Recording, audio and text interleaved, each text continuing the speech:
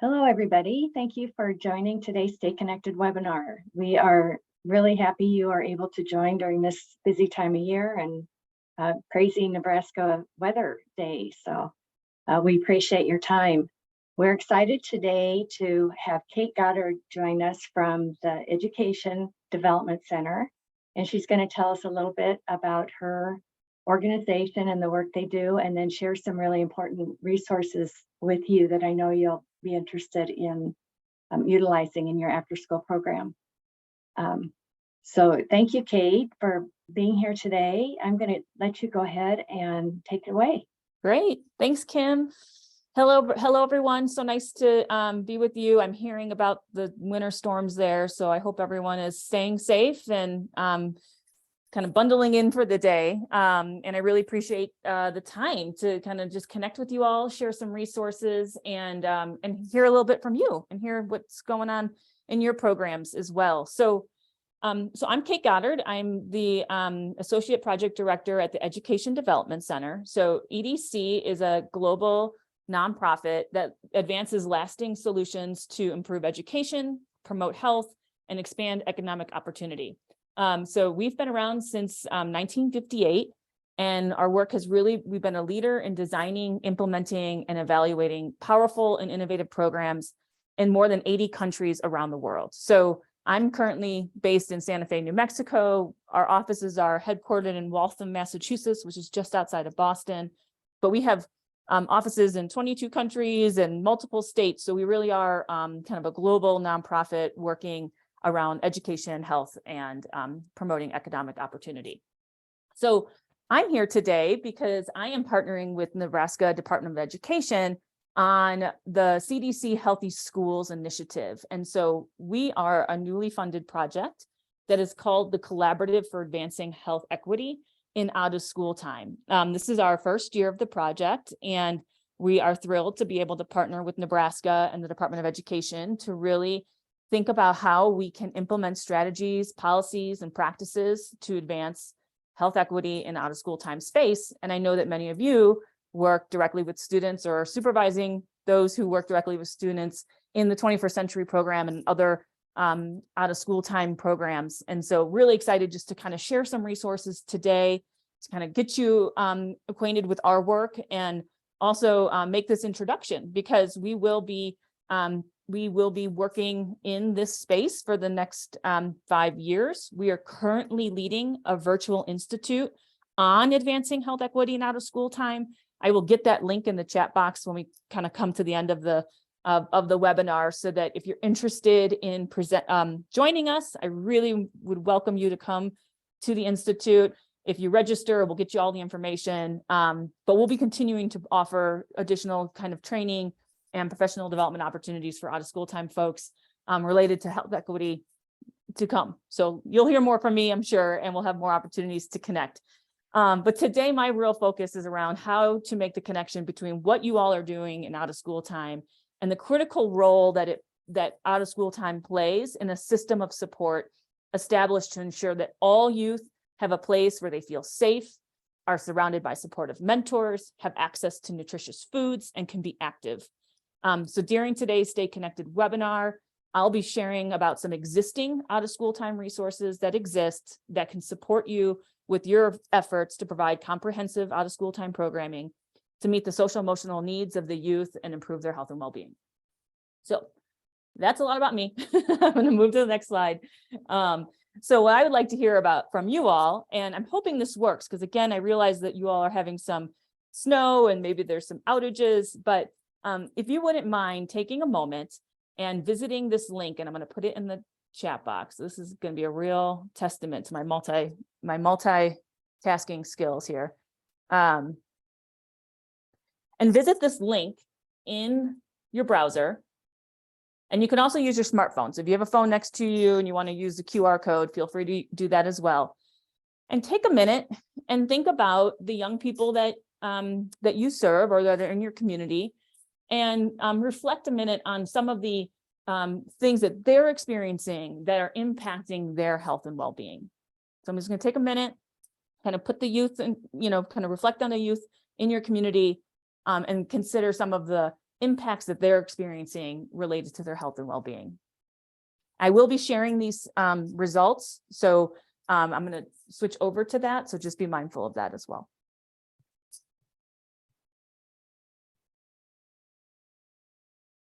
And I'm also trying to impress everyone with my multitasking skills between these.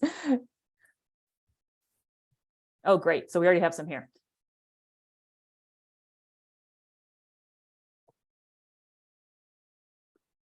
So I'm seeing gun violence. Yes, that is definitely something that we're experiencing nationally. There was a really interesting New York Times article this morning. I don't know if folks saw it, about gun violence and young people today.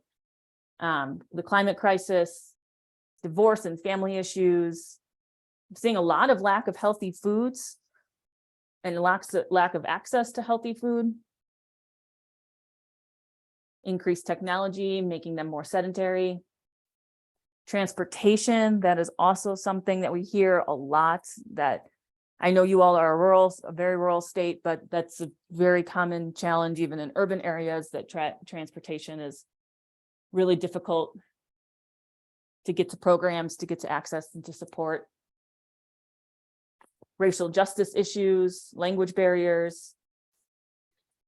Yeah, this anxiety from core COVID years is definitely something we're hearing a lot about too. Just this kind of re-entry into being in the school and out school time programs, peer relationships,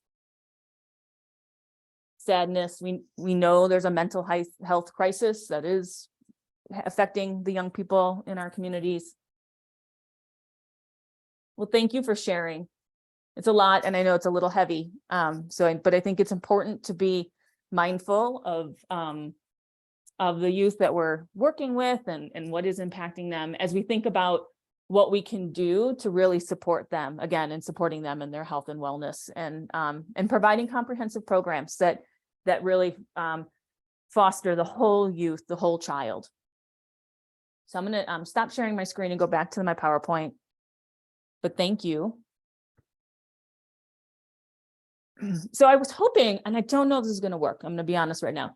What I was hoping to do is kind of think about the young people that we're working with, think about the issues that they're all experiencing, and they're different, and they're going to be different for every young person based on where they're coming from, the environments that they're in, the supports that they have, and think about how we can, again, put systems, put strategies, policies, and practices in place to really support their full health and their full development in health and wellness. And so I wanted to show this video, and I'm going to see if this is going to work. I don't think it's going to. Let's see. You can see my notes. It's okay.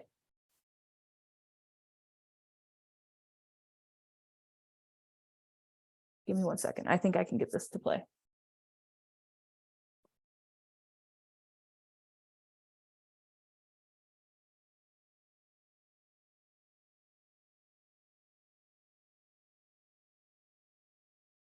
Apologies. All right, that's not going to play, so it's okay. I'm going to share in the link in the chat, this video. I encourage you to check it out. I'll make sure you all have access to it following today's webinar. It's just a really good introduction to health equity, and I just wanted to use it as a way for us just to kind of, again, be mindful of what young people in our communities are experiencing and how those experiences are not equal, right? So based on the environments they're coming from, based on the services and supports they have, they're very different. So when they're entering your programs, I think it's really important to kind of keep in mind that they're not all coming in from the same place, right? And I think you all know that from the youth that you work with. But I just wanted to put that front and center as part of today's conversation, and really wanting to think about how we can elevate kind of equity in the work that we do, and really being mindful of those young people's different experiences as they're coming into your programs. So apologies I didn't share, but I'm gonna move us on anyways.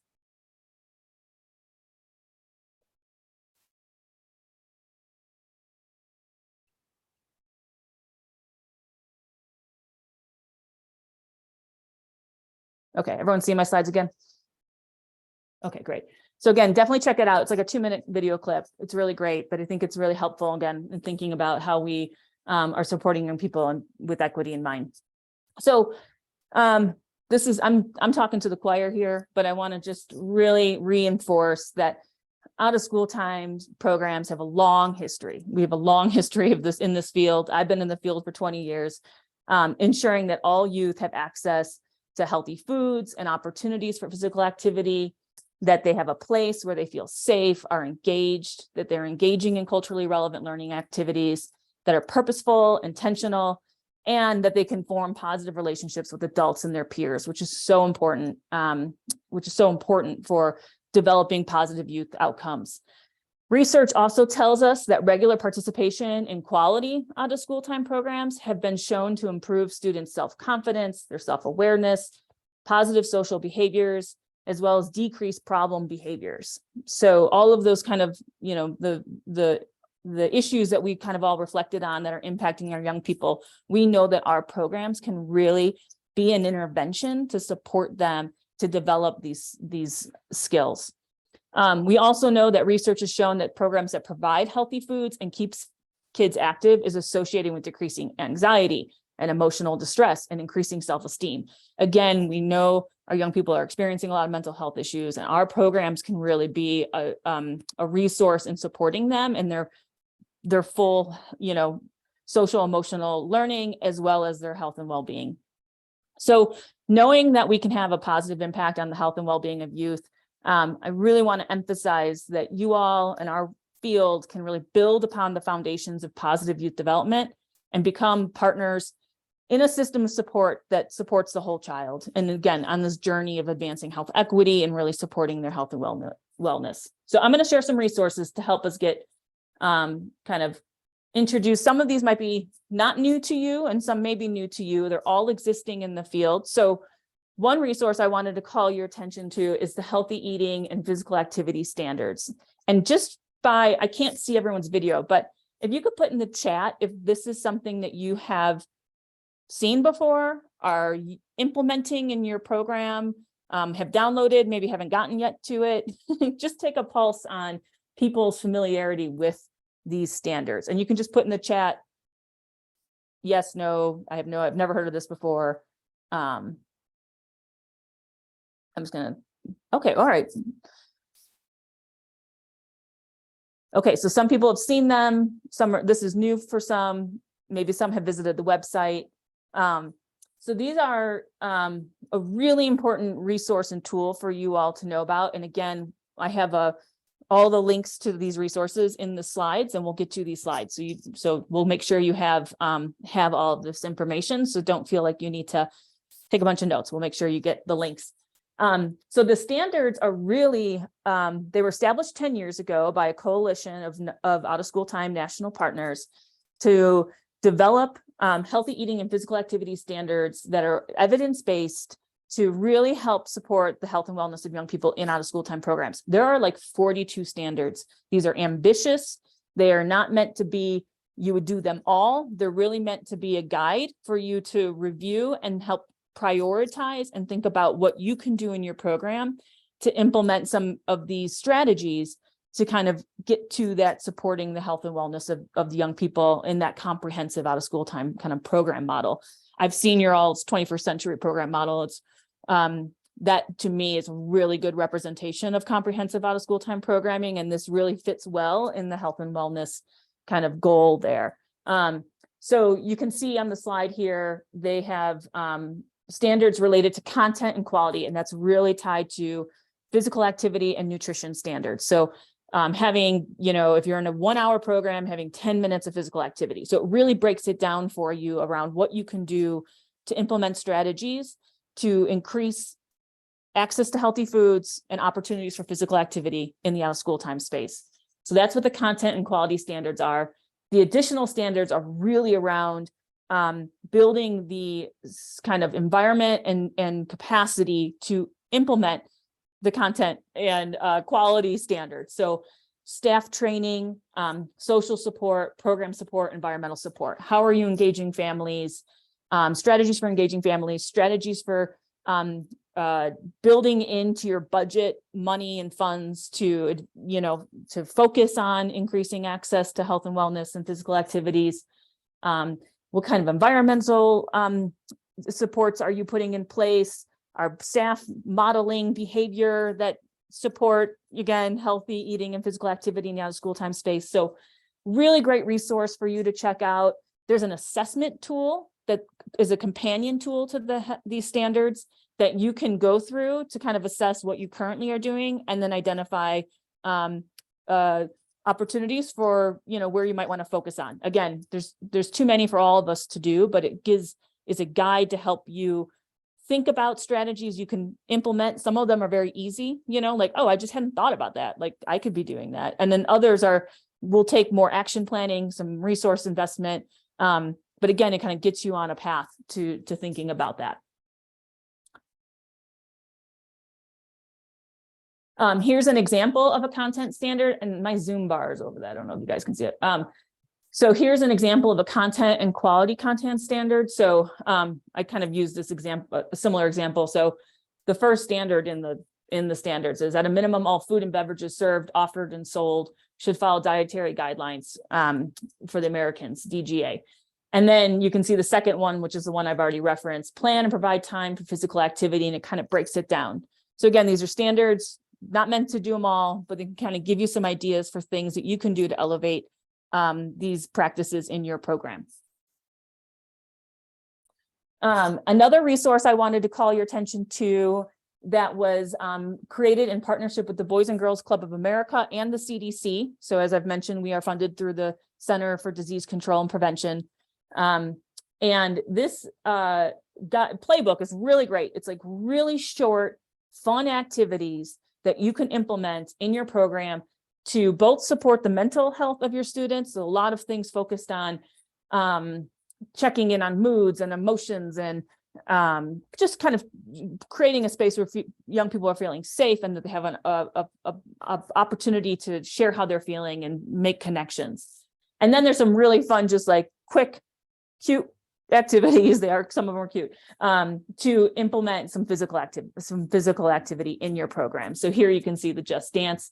This is a really fun little collection of activities. And again, if you're looking at those standards and you're like, oh, I really want to prioritize physical activity in my out of school time program and do 10 minutes of activity every day, this is a great resource. This will give you those ideas, and they're short, and there's something you can implement right away.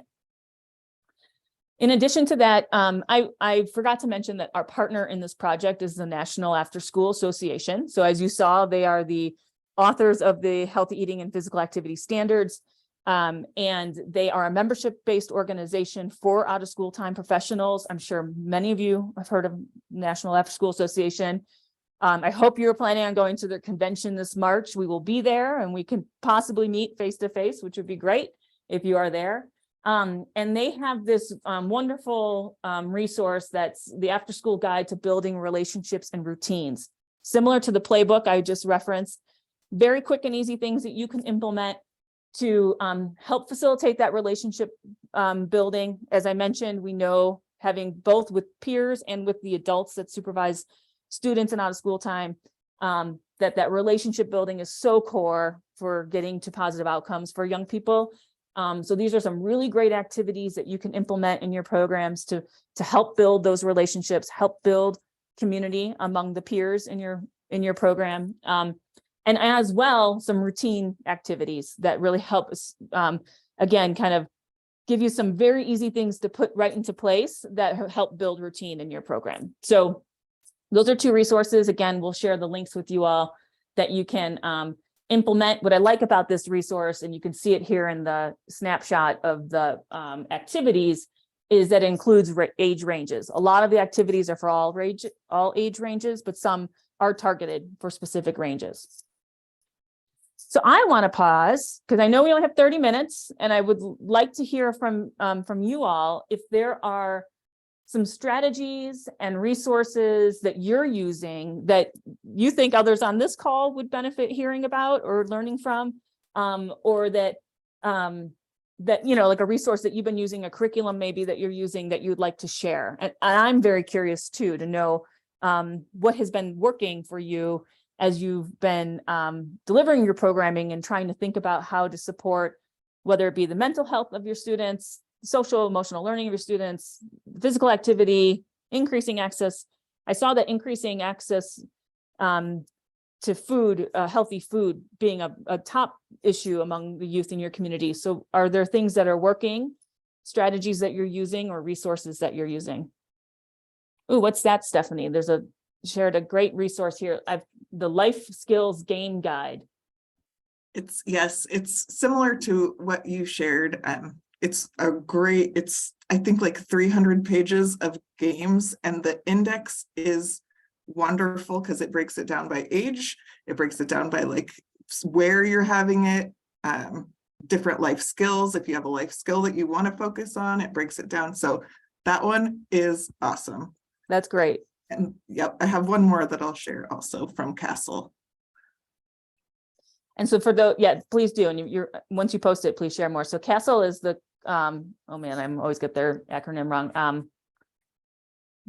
Who can say it? It's a center for advancing, yes, a collaborative or center for advancing social emotional learning. And they've got a lot of great resources. And the SEL 3 Signatures Playbook. Yeah. Stephanie, do you want to talk a little bit about this one as well? Yeah, this is one of my favorite resources that can be used in so many different ways, but they talk about having like I'm not going to remember without looking at it,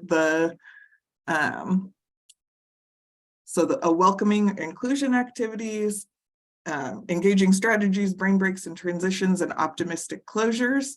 And I love it because they can be used with kids, they can be used with staff, they can be used like in an advisory group, they can just be used in so many different ways. So I absolutely love that resource and recommend it to anyone. Thank you for sharing that. That's a fantastic resource. Yes. And I think it is we have compiled a resource collection for you all, and this is in there as well. I will add the other one that was new to me, Stephanie. So we can add that and we'll put together, I have a 1-pager of resources and links that we'll share with you all. And it includes the Castle resource, but not the other one. So we'll make sure it gets there. Anyone else want to share anything that's worked for you all with your peers on today's call?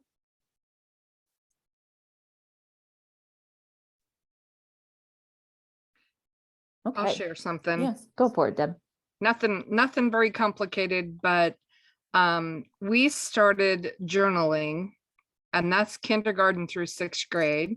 And I realized that a kindergartner can't really make a formed sentence, but what we started with was things like, how are you feeling today? How's your day going? And then putting a bookmark in their little journaling book. And what it looks like is there's a red and a green side.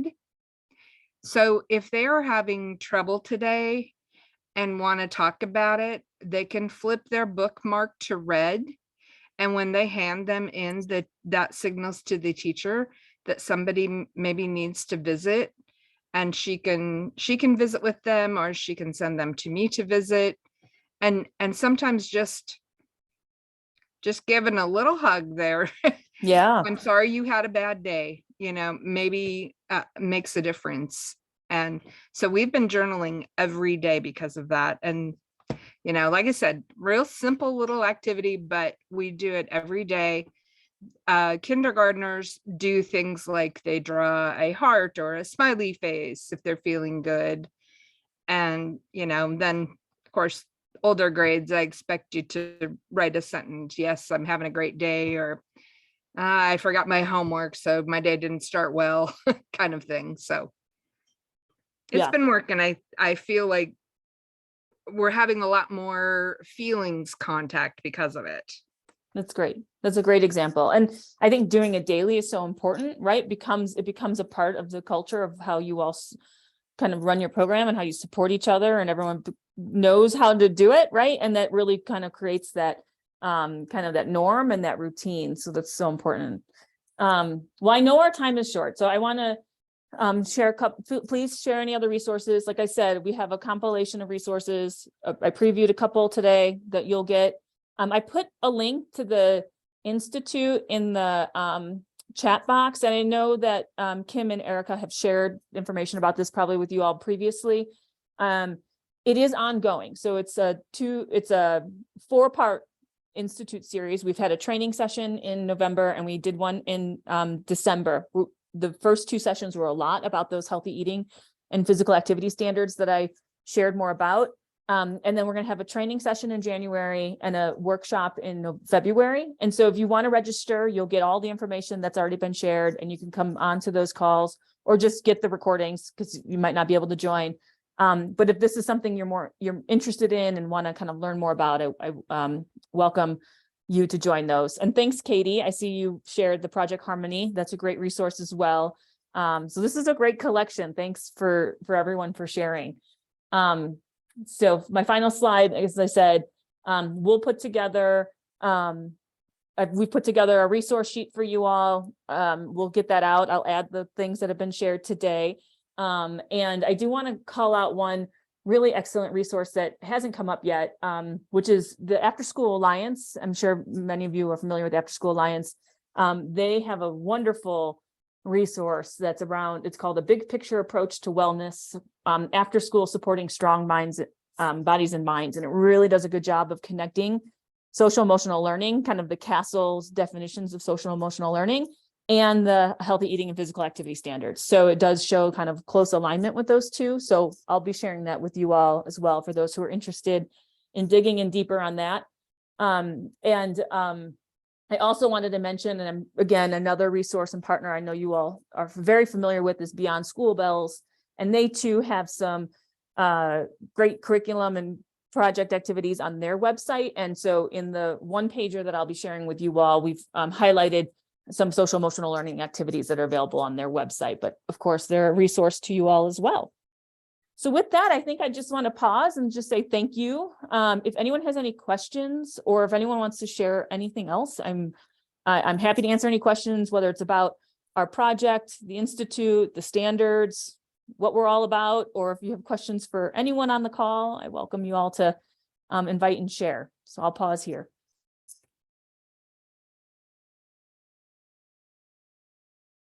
Kate, is anyone welcome to join your institute that you're hosting? Yep, and you'll include information about how to get signed up in the resources you send? I will. Yes. Yeah. Post those for you. Great. Thank you. And Sandra, nice to see you again. I know Sandra from way back in the day. Sandra, do you want to share what you shared? Or maybe we lost her. Oh no, there you are. Oh, I just turned my video on.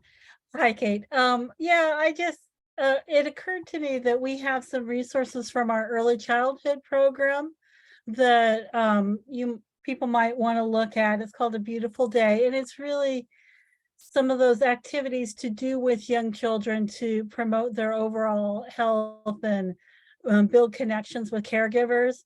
And they really are targeted not just at preschoolers, but through those early elementary years. So that's another set of resources that programs might like. I know a lot of the kids in our after school programs are kindergarten through 2nd graders because they're the ones that really need the support. So Beautiful Day is a good resource for those younger ones. That's great. Thank you.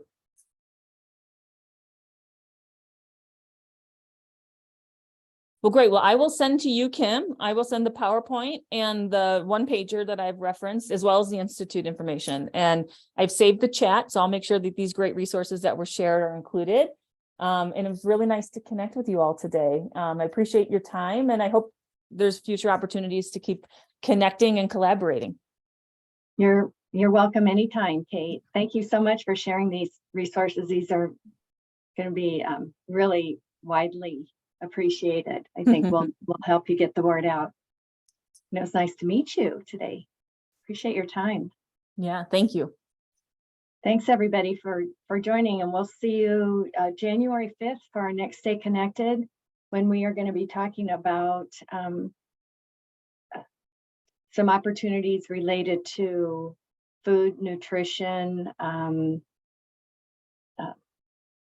We'll get some information posted on our Stay Connected website here soon.